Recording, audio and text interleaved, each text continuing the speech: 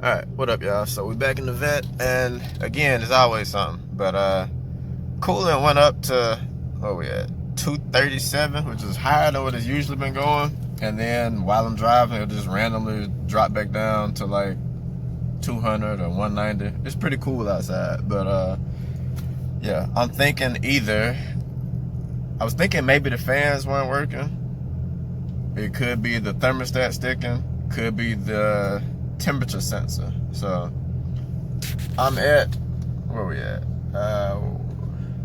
Yeah, 208,000 miles. So it's probably time. So when I get off work, I'm gonna go ahead and get another thermostat. I'm gonna get another thermostat. I'm gonna get another coolant temperature sensor, and I'll probably swap both of those out after work. But yeah, I don't know if the fan's kicking on or not really, but I'll check out it after work. But I'll probably get the coolant sensor and the thermostat anyway, just because those would be a little easier to swap out. But yeah, that's the project we on for today. Alright, so I think it was the thermostat. I'm currently in a school parking lot. So the car overheated, got to like 250, like high 250s, got it right up to 260, so I pulled over. Luckily, I already bought the part, so it overheated on the way to the store to get the part. So all it is thermostat, it's a Duralast. This is the part number. It is the housing with the thermostat built into it. So all you need is some pliers, like so, to get this hose off, and then it's two 10mm bolts. One right here that I already got off, and then one on the opposite side near the bottom. So I'm about to go ahead and take that off, swap this new one on, and hopefully coolant will be flowing. So yeah. Alright, so old thermostat is off. This is the old one. Nothing just obviously messed up about it from what I can tell, but here's the new one. So I'm gonna slap this on.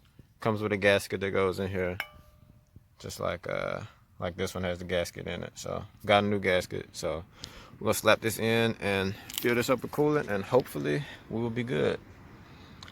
And I'm still wondering if that fan over there is not working. I couldn't really tell. This one I know works. I think this is with the AC or something. Couldn't tell on that one, so that could be an issue too. But yeah, we're gonna try this first. So this is a lot easier to do and easier to get the part, because I think I had to order this fan. So let's see what we got. Alright, but if you find yourself having to work on one of these, it's really one of the easiest projects you can do. All it is, you need a 10mm. It's better to use a socket for this one just because it's easier to actually, ratchet everything. But on mine, my ratchet wouldn't fit this bottom one because these lines were in the way. So I got to use a wrench. But still, it's just two 10mm bolts and then a hose clamp. So. And my reason for thinking that's this instead of anything else is it's not consistent. Like it's one day it's perfectly fine. Like yesterday it was overheating, and then the rest of the day it was normal, like perfectly normal temperature at 192 the rest of the day. It was normal today up until it wasn't. It was normal, yesterday was Saturday, so it was normal Friday, and I think Thursday was the day, Wednesday was the day I started acting funny. It was perfectly normal Thursday, perfectly normal Friday, acted weird yesterday, and then acted weird today. So that's why I'm thinking it's this, because if it was the fans, it would do that consistently. I don't think they would be in and out. And if the water pump was going bad, I don't think it would be in and out. I think it would just, once it's bad, it's bad. I don't think it's got good days and bad days. So that's why I'm thinking thermostat. I'm hoping I'm right, but I'm gonna go ahead and finish this up and we're gonna see.